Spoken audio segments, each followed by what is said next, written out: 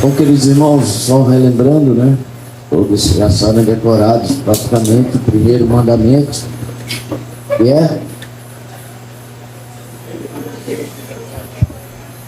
Vocês já aprenderam também aquele amor ao próximo, que deixa que ele fale, que ele tenha a alegria de poder dizer o que aprendeu, né?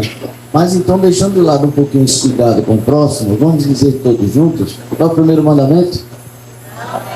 E outros deuses diante de mim. O segundo mandamento, semelhante a esse, é: não farás para ti mais uma escultura, e nada que há embaixo do céu, sobre. Eu estou assim porque ela está fazendo um sinalzinho para mim lá atrás. Eu sei que as crianças querem mesmo ficar aqui no culto, eu sei. Mas eu vou deixar vocês irem com as professoras, tá certo? Elas têm uma tarefa especial ensinando também aulas sobre esse assunto, provavelmente para vocês, ok? Então, até quantos anos? Até 10. Toda vez eu pergunto e toda vez eu esqueço. Então, até 10 anos, vocês podem seguir ali aquelas jovens, a não ser que você esteja com uma vontade tão grande de assistir aqui o culto que queira ficar. Às vezes a pessoa quer, não quer ir de jeito nenhum. Quando o pai está levando para o cultinho, não, eu quero ficar aqui, que eu quero ver o pastor, aquela alegria toda. Se estiver fazendo isso, deve estar doente, né? Bom, irmãos, então, já vimos esse primeiro mandamento, que está em que livro da Bíblia? Os 10 mandamentos? Opa, alguém aí confundiu o livro. Deuteronômio 5, Êxodo 20 e Deuteronômio 5, isso, exatamente. Amanhã eu vou perguntar os 2 mandamentos decorados, vocês já estão encaminhados para isso. E hoje pela manhã nós tivemos uma mensagem também maravilhosa, uma meditação, né, falando sobre a questão de colocar o amor em termos de paixão pela outra pessoa de uma forma exagerada. Isso pode se tornar o Deus de alguns, ou pelo menos por alguns momentos, né? Porque logo depois vem a frustração e deixa de ser, né? Mas naquele momento você experimentou uma idolatria, você tirou Deus do primeiro lugar na sua vida. E hoje nós vamos ver, daqui a pouco, uma segunda questão, que é sobre o dinheiro. Dinheiro é um problema, né? Eu começo dizendo assim, antes de projetar, enquanto eles estão ajustando ali, o que leva uma pessoa a alterar o peso das balanças quando estão vendendo algumas coisas? O que leva uma pessoa a colocar um produto químico prejudicial aos motores dentro da gasolina para poder ganhar mais, né? O que leva dessas pessoas que colocam gasolina no posto, esqueci o nome que se dá a eles, pretista, é isso mesmo, se você não olhar direito a medida que está lá e você olhar para o outro lado, ele continua como se tivesse desde o início, né? E aí tem um certo valor e ele continua, então você perdeu aquele valor. Se não, a ganância, a sede de ter alguma coisa que não é seu, ou de querer algo antes, né, possuir algo antes. Então o dinheiro ele tem sido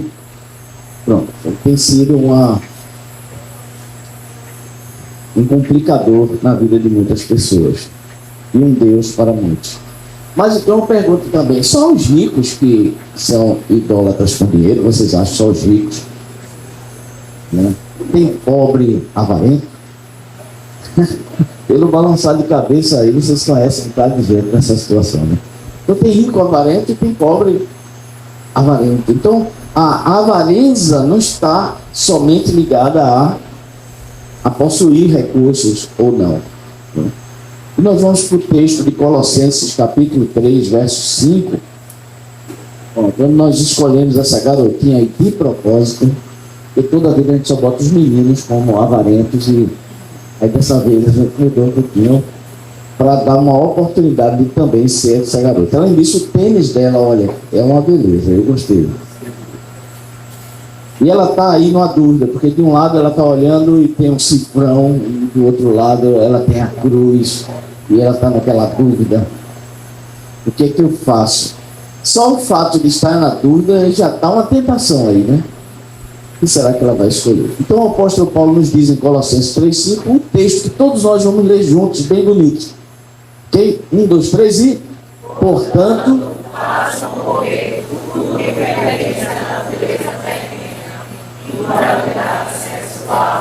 impureza, paixões, maus desejos, avareza, idolatria.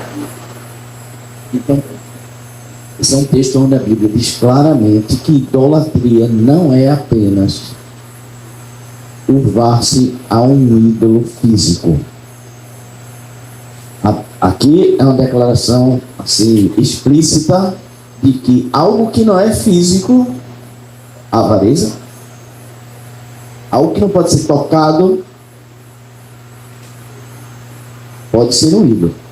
Então, quando o Senhor disse lá em Êxodo, não terás outros deuses diante de mim, ele não estava se referindo apenas a uma estátua, uma imagem física. Então, aqui significa que no seu coração você pode ter algo que a Bíblia chama de idolatria, sem que isso seja um ídolo físico, né? Então, andando um pouco mais, nós vamos ver que a avareza, ela é um pecado, a ganância e a avareza, ela é um pecado difícil de ser visto. Você conhece alguém que chegou para você e disse assim: rapaz, ora por mim, porque eu sou ganancioso. Eu não consigo controlar essa minha ganância. Alguém já ouviu uma confissão dessa alguma vez? Não, né? Pois é. Eu também, no meu pastorado todinho, são 37 anos, caminhando para 38, acho que 38 já. 38, né? Nosso casamento é que vai fazer 37. Então, 38 anos, vai fazer 38 nosso casamento.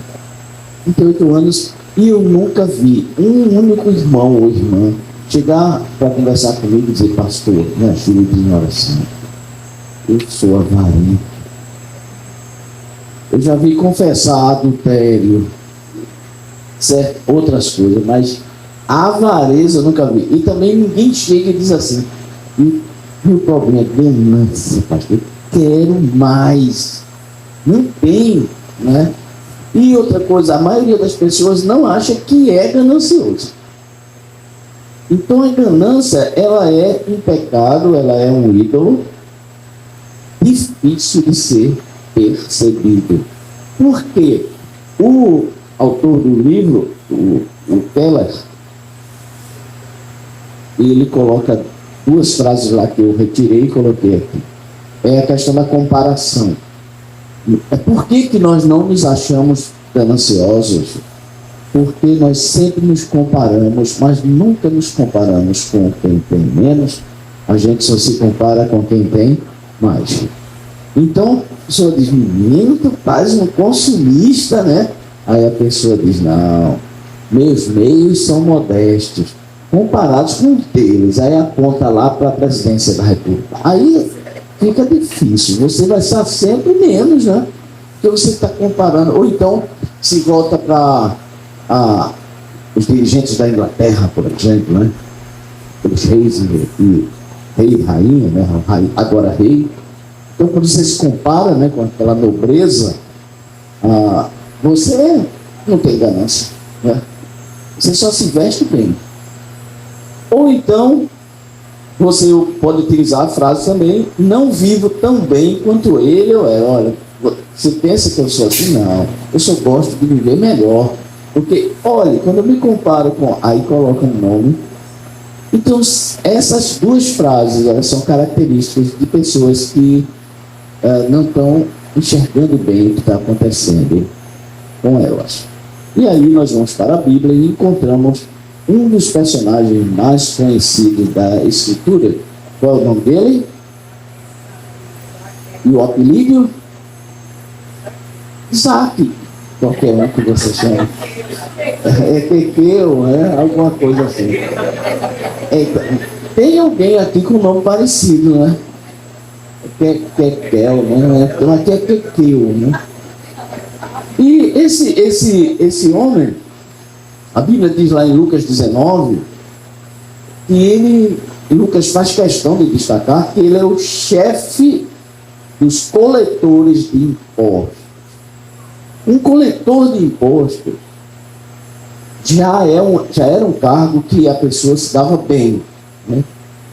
E eles tinham uma prática corriqueira naquela época, que era a escola de aumentar os impostos, porque o governo romano, ele dizia assim: olha, eu quero arrecadar X dos impostos. E então o governo dava liberdade ao coletor, ele poderia colocar 2x, porque aí X ele entregaria para o governo, era a cota que ele tinha que entregar, e o que sobrava, ele ajeitava a casa, comprava uma carroça nova, ajeitava as coisas lá na família. Mas o cara aqui é o chefe dos coletores, então esse aí, meu amigo, é feito aquele negócio de pirâmide, que um vai passando para o outro, quem está em cima arrecada mais. Então, esse aqui era rico demais. Mas ele tinha um problema, né? Porque ele era um cara sozinho, solitário, porque todos os judeus que o conheciam, tinha raiva dele. É como se eu pegasse aqui um dos nossos queridos irmãos e o encarregasse de cobrar uma taxa extra de vocês, né? Só que não tem nem como comparar, porque lá ainda era pior do que isso. Então todos tinham raiva, ele era considerado traidor do seu povo e, além disso, corrupto. Traidor e corrupto. Qualquer semelhança em qualquer situação é mera coincidência. Aqui está o velho Isaac. Por que alguém aceitaria um emprego destes? É a pergunta que Keller faz e que eu faço também aqui para você. Você aceitaria um emprego desse? O Brasil está invadido e dominado. Hipoteticamente. E então, dominado tem um emprego que os dominadores vieram e ele diz: olha, você vai arrancar imposto do pessoal. Para nós que somos os invasores, a pergunta é: você aceitaria? É um trabalho ruim. Eu sei que alguns vão dizer assim: quanto eu ganho nisso? Vocês acham que alguns diriam isso? Quanto eu ganho nisso aí? Então, hoje nós já estamos com tantos Zaqueus na nossa sociedade que nem a gente se espanta com a história. Eu conto a história e parece que qual é o problema? É só perguntar quanto eu ganho nisso. Porque nós somos mais Zaqueus do que nós temos hoje, mais Zaqueus do que os Zaqueus daquela época, né? Para nós isso é muito tranquilo. Mas esse homem aqui, ele perdeu amigos, a família dele provavelmente não queria estar muito perto dele, porque ele era um traidor do povo, e mesmo assim ela aceitou. E aqui a gente conclui que a razão pela qual ele aceitou é que ele inspirou o programa daquele antigo chamado Silvio Santos, que ele fazia tudo por dinheiro, né? E hoje também tem outros programas aí que as pessoas fazem cada coisa e é tudo por dinheiro. Então o dinheiro, ele é um Deus dos nossos dias. Jesus então faz essa severa advertência aí. Vamos ler juntos? Então Jesus lhe recomendou, pode ler agora? Tenham cuidado. Não se deixe dominar por qualquer tipo de avareza. Porque A vida de uma pessoa não consiste na mudança dos bens que ela tem. eu destaco aqui qualquer tipo de avareza. Então tem muitos tipos de avareza, né? Uns são em um ponto e outros em outros, né? E Jesus diz assim: cuidado, não se deixe dominar. Então o problema está no deixar-se dominar. Você fica tão preso naquilo, tão o seu alvo na vida tanto crescer, que você despreza as outras oportunidades, despreza as outras pessoas, esquece que você tem família. Às vezes cada um tem o seu tipo de tentação. Mas não fica só aí. Eu lembro a advertência de Paulo, que a avareza é idolatria, e vou para aqui, que o Senhor Jesus Cristo, ele nos dá esses 2 versículos aqui falando sobre o dinheiro. Ele diz que você não pode servir a Deus e servir a riqueza. Alguns textos falam sobre mamão, né? Dinheiro, Deus, dinheiro. Você deve gostar de dinheiro. Não tem problema de você querer ganhar um pouco mais, de você querer ter um padrão de vida melhor. O problema está em você colocar tanto isso como algo na sua vida, e você começa a passar por cima de outras coisas, desprezar qualquer outro compromisso, aquilo que não lhe traz lucro financeiro, você despreza, e isso começa a ser um Deus na sua vida. E aí está o bonequinho se curvando ao Deus. Mas como aqui neste auditório nós não temos ninguém nesta condição, né? Tanto é que a oferta para comprar o ar condicionado da igreja já está em 7.000 em 2 meses. Quer dizer, para chegar no nosso alvo, falta pouco, daqui a pouco a gente chega lá. Agora, Jesus está falando aqui com fariseus, ele está falando com religiosos. E ele diz o seguinte, que os fariseus eram avarentos, religiosos apegados ao dinheiro. Eu não sei se isso aqui era uma profecia sobre os tempos de hoje, né? Onde muitas igrejas, infelizmente, têm entrado por um caminho de destaque exagerado na arrecadação. E podem ser classificados como avarentos, né? E ele diz aqui: vocês são os que se justificam diante dos homens, mas Deus conhece o coração de vocês, pois aquilo que é elevado entre os homens é abominação diante de Deus. Então Jesus está dizendo para os fariseus aqui: vocês acham que o dinheiro é algo muito importante, que as posses são muito importantes. Isso é elevado para vocês, pois isso diante de Deus é abominação. Por quê? Por que com Abraão não era abominação? Pois Abraão era bastante rico, okay? Mas o dinheiro não tinha o primeiro lugar no coração de Abraão. Quando precisava ajudar, quando precisava distribuir, ele fazia. Mas aqui são homens que justificam, põe assim: não, para quê? Eu já vi pessoas dizendo assim: mas eu ajudo agremiações ou associações ou organizações que cooperam para ajudar pessoas carentes, etc. E a pessoa vai logo com um argumento assim: mas quando a gente doa para isso, sempre tem alguém ali que põe a mão. E aí serve de justificativa para você não cooperar. Quantos de nós já tivemos dificuldades para ajudar pessoas na rua que pedem o que estão precisando? Porque outros já fizeram tantas coisas que a gente fica querendo se segurar, né? Então, cuidado com seus argumentos. Eu vou adiantar mais um pouquinho para Lucas 16, de 13 a 15, que o destaque aqui na questão de Zaqueu é que quando nós buscamos significado no dinheiro, quando buscamos segurança no dinheiro, quando precisamos ter o significado e a segurança como motivação para nós, ou conseguimos ou não, a gente começa a fazer tudo em função dessas duas coisas, então o nosso coração está servindo ao dinheiro, ou à segurança, ou ao significado que aquilo nos dá, tá certo? Por exemplo, você diz: não, eu não tenho isso. Mas às vezes você está guardando para o futuro. Guardar para o futuro é uma coisa boa.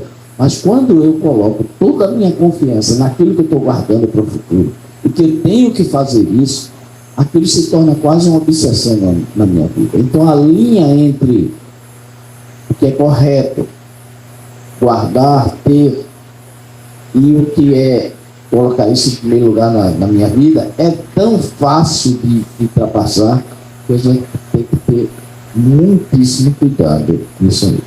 Então a sua segurança está em quê? Às vezes sua segurança está no seu emprego, né? Está no seu concurso. Então você tem que reavaliar isso aí. Eu queria que vocês analisassem para mim esse desenho. Hoje é o dia da mulher presbiteriana, né? Então esse desenho aí mostra tudo.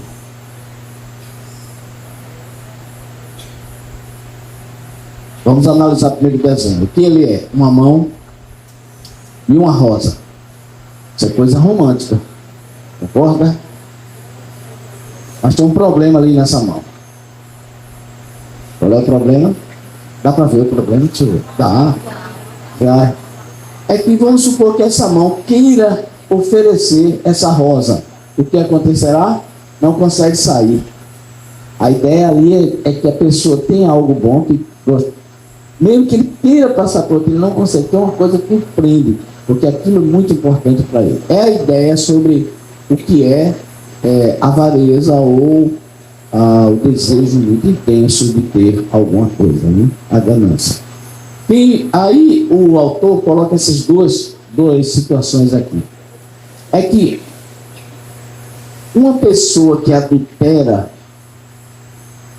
nunca faz isso sem saber o que está fazendo, correto?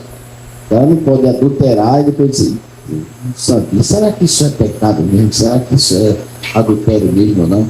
Agora, o cara que é ganancioso, ou a cara, ela fica com dificuldade de identificar se é isso mesmo ou não, e fica justificando com outras coisas. Então ele diz, a ganância e o materialismo, quase ninguém percebe que está quebrando o mandamento do Senhor. Você faz isso sem perceber. A grande análise para você é, dá uma olhadinha na sua vida aí, e você está vivendo desse modo, né? E o princípio da graça. Aí é o seguinte, observe que tem uma multidão, a multidão está querendo ver Jesus. Zaqueu é um cara de posses, mas quanto ele paga para poder ver Jesus? Nada. Quanto ele usa de o poder de influência para poder chegar até Jesus? Nada também. O que ele faz? Ele vai na frente, corre, se põe numa situação ridícula, sobe numa árvore e fica lá esperando. Ele sentiu a necessidade de Cristo, mas ele não usou nenhum outro meio estranho para conseguir. Então, se ele era avarento, ganancioso numa área, agora, para chegar até Jesus Cristo, ele não usa isso. Ele só fica lá. Ele se expõe. Então, a humildade de Zaqueu, ele não se valeu da riqueza para chegar até Jesus. Por outro lado, esse texto de Zaqueu nos mostra também que o Senhor Jesus sempre escolhe os piores. E somos quem? Nós. Então quem é você? O pior dos pecadores. Por isso Jesus escolheu. E a mim também. Agora, você se analisa assim como o pior dos pecadores, na maioria das vezes? Dá uma olhadinha, você acha? Não. Mas Jesus só escolhe os piores. Depois que eu vi essa frase, eu fiquei...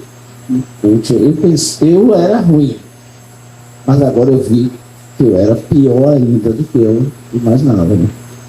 Então, naquela multidão ali religiosa e tudo, Jesus para e olha para aquele cara que está com aquele problema todo e que era considerado o maior pecador. Então, isso mostra a graça de Deus indo ao nosso encontro. Então, se você tem algum tipo de dificuldade nessa área, não se preocupe, ou em outra área que já foi dita aqui, o Senhor Jesus está indo ao seu encontro para transformar isso.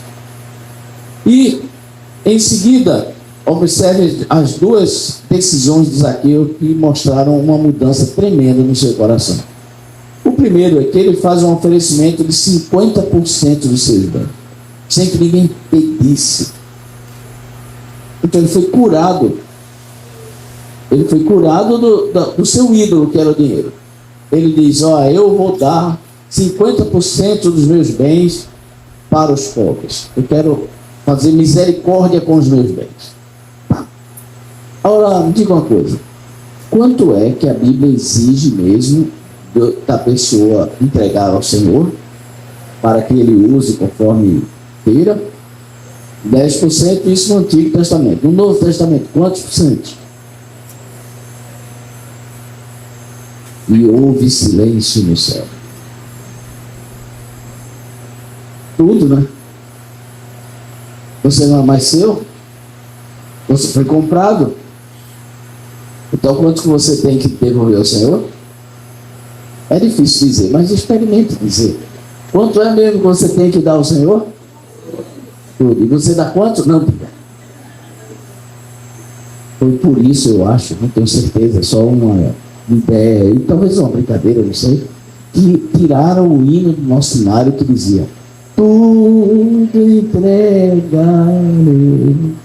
Porque acharam com medo dos crentes mentirem naquela ocasião, né? Então, 10%, tem gente que nem isso, né? Mas aqui ele coloca 50%. E por último, Zaqueu resolveu restituir a quem ele tinha defraudado. E ele disse que restituiria 4 vezes mais. Portanto, 300% em cima do que ele tinha pego de alguém. E a lei, lá em Levítico 5,16, diz que quando você pegar alguma coisa do outro, você então vai ter que restituir, e restitui 1/5.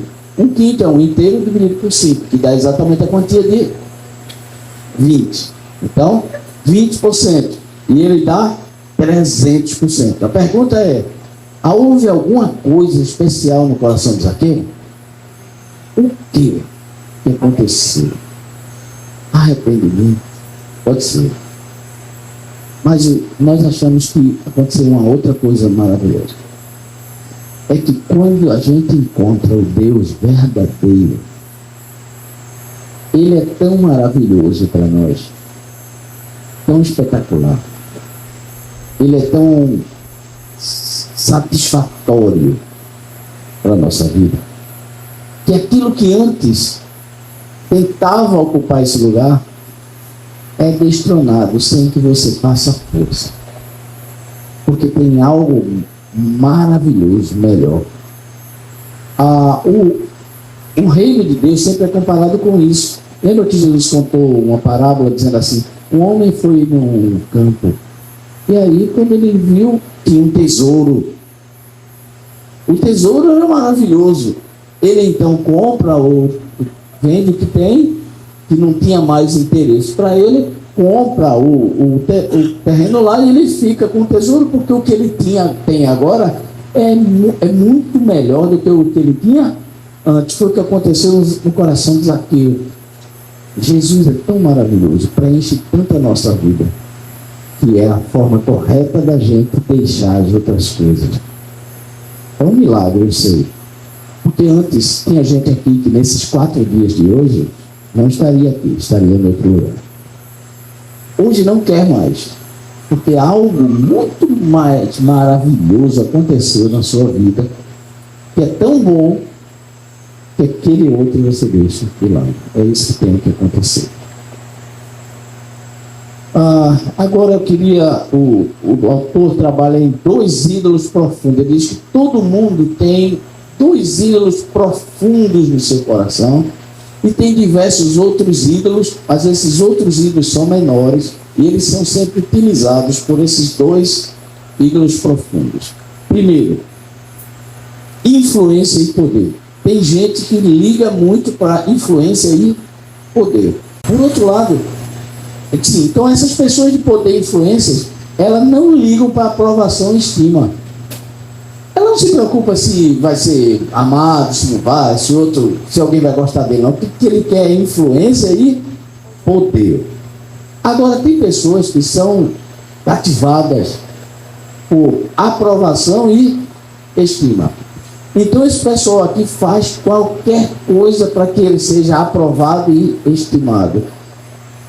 E ele não se incomoda de perder influência e poder. Isso aqui não tem peso para ele. Na verdade, o peso é ser aprovado. Lembra que o apóstolo Paulo disse assim: olha, eu não me preocupo em agradar aos homens. É claro que ele não disse isso porque ele queria influência e poder. Ele queria agradar a Deus, mas ele estava tratando disso a pessoas que querem ser. A pergunta que eu e você precisamos fazer constantemente é: lá no íntimo, a gente é um buscador de influência e poder, ou é um buscador de aprovação e estima?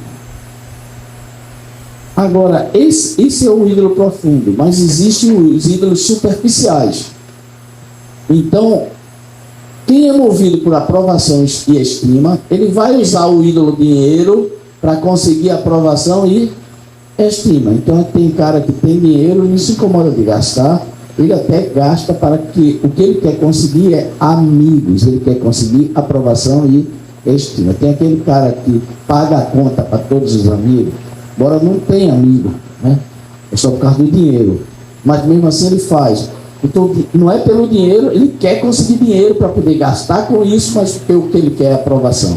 Já o outro que tem a ideia de influência e poder, ele usa o dinheiro, o cônjuge, os filhos, etc. Ele usa isso, mas para conseguir influência e poder. Mas eles não percebem que um é de aprovação e estima e o outro é de influência e poder. Porque o que nós conseguimos identificar neles e eles também é somente dinheiro, cônjuge, filhos e coisas que eles gostam. Mas por trás disso estão esses ídolos profundos. Então, olha bem para a sua própria vida. Você é motivado pelo quê? Ou você já superou isso, você é motivado por agradar a Deus e não vive mais pensando nisso, né? Aí você tem o dinheiro com os filhos como algo bom que você vai usar, vai abençoar, mas não é por esses dois alvos. E aqui nós temos que lembrar que o nosso Deus nos ensinou um caminho diferente. 2 Coríntios capítulo 8, verso 9, diz: vocês conhecem a graça do nosso Senhor Jesus Cristo. Sendo rico e muito poderoso, ele se fez o quê? Pobre. Ele se esvaziou. Ele não usou todo o seu poder e a sua glória. Viveu aqui como um homem igual a nós, passando pelas mesmas dificuldades, com o objetivo de que por meio disso que ele fez, de largar a mão de todo o poder que ele tinha, de até experimentar fome, sono e cansaço, que em sua divindade não tem necessidade nenhuma disso.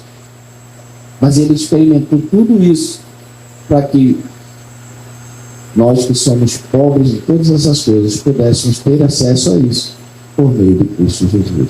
Então ele é o modelo principal para nós.